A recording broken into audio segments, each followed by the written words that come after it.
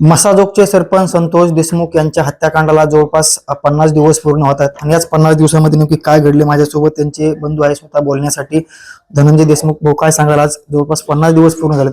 50 दिवसामध्ये काय काय तुम्ही बघितलं आणि काय तपास कुठपर्यंत आला? या सगळ्या घटनेनंतर, या सगळ्या दुःखाच्या डोंगरामधून जाताना, पुढं न्यायाच्या भूमिकेत असताना प्रत्येक दिवशी प्रत्येक क्षणी आम्हाला संघर्ष करावा लागलेला आहे. आणि आम्ही आज स्पष्ट करतोय की हा संघर्ष कुठल्याही क्षणापर्यंत सोडणार नाहीत आम्ही. आणि जे आरोपी आहेत, एका निष्पाप माणसाला ज्यांची हत्या केली संतोष अण्णांची, या आरोपींना जोपर्यंत फाशी होत नाही तोपर्यंत आमची भूमिका हीच असणार आहे.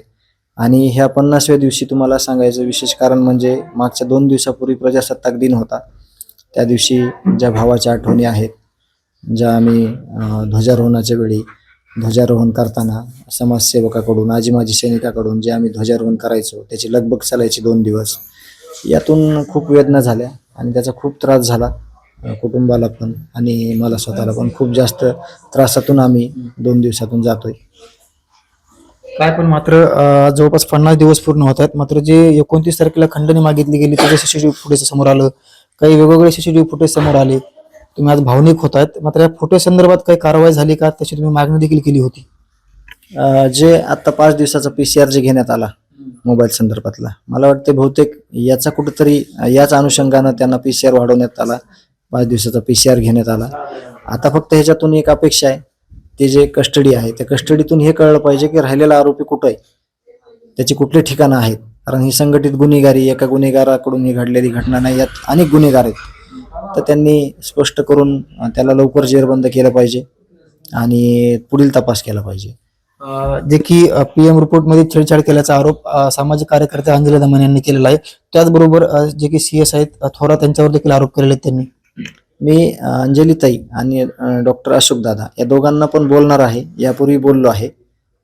दादांना असं बोललो होतो मी की जे 2 दिवसातला घटनाक्रम आहे दवाखान्यातला, ज्या आरोपीला घेऊन गेले, थांबवलं, काही युरिन इन्फेक्शन होतं, मग ICU दाखल केलं, ह्या सगळ्या जर तिथं घडामोडी घडलेल्या आहेत त्या तुमच्या माध्यमातून तुम्ही आज संध्याकाळपर्यंत लोकांपर्यंत पोहोचवा अशी मी तुम्हाला विनंती करतो की त्या 2 दिवसात काय झालं. कारण हा खूप सेन्सिटिव्ह विषय आहे, खूप मोठं प्रकरण आहे, खूप चुकीच्या पद्धतीने ही हत्या करण्यात आलेली आहे.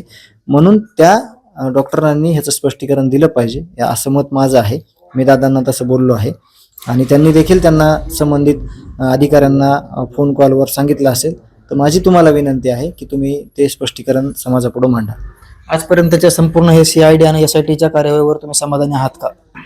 तपास हा खूप मोठा आहे, कारण हे जे गुन्हेगारीचं जाळं आहे ते समजण्याच्या पलीकडचं आहे. त्याचं तुम्ही रोज एक उदाहरण समाजात बघताय, रोज एखादी ऑडिओ क्लिप, रोज एखादा CCTV फुटेज, रोज एखादी घटना तुमच्या समोर येते. लोक पुढं पुढं येत आहेत, अनेक घटना आहेत, अनेक घटनाक्रम आहेत. तर याचं पाळमुळं सगळं शोधण्यासाठी यांना सुद्धा एक आव्हान आहे, सगळ्या जे यंत्रणा आहेत. आणि त्याच्यातून हे स्पष्ट होतंय की खूप मोठं जाळ आहे, हे उखडायला अशाच पद्धतीने यंत्रणा राबवल्या जाणार आहेत आणि ज्या राबवलेल्या यंत्रणा आहेत त्यातून हे सगळं बाहेर येणार आहे. त्याच्यामुळं जो तपास चालू आहे त्यांना आम्ही वेळोवेळी विचारतोय, काही गोष्टी गोपनीय आहेत त्याविषयी मात्र ते थोडं थांबायला सांगतात, कारण तपास पूर्ण झाल्यावर तो समोर येणारच आहे. म्हणून आम्ही देखील त्या गोष्टीवर त्यांनी दिलेल्या आश्वासनावर विश्वस्त आहोत. अजितदादा पालकमंत्री झाल्यानंतर पहिल्यांदाच बीडमध्ये बैठक घेत आहेत, आढावा बैठक आहे. तुम्ही त्यांना जाऊन भेटणार आहात का, किंवा काही अजून आणखी तुमच्या काही अडचणी आहेत त्यांच्या समोर मांडणार आहात का?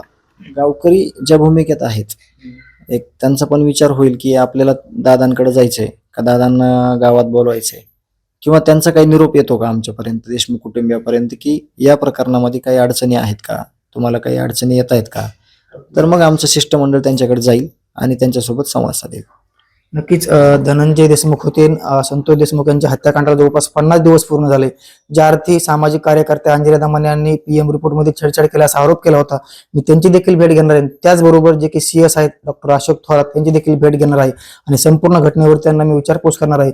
तर त्याचबरोबर हे संपूर्ण जे काही प्रकरण घडले आहे, जे काही CCTV समोर येत आहेत त्याची देखील कसून चौकशी झाली पाहिजे आणि आम्हाला न्याय मिळाला पाहिजे. त्याचबरोबर जे की पालकमंत्री आहेत अजित पवार हे उद्या बीड जिल्हा दौऱ्यावरती येणार आहेत, त्यांची देखील गावकऱ्यांच्या वतीने त्यांनी जर आम्हाला विनंती केली भेटण्यासाठी निरोप दिला, त्याची देखील आम्ही गावकरी भेट घेणार असल्याचं त्यांनी स्पष्ट केलेलं आहे. मुंबई तक सिटी योगेश काशीद, बीड.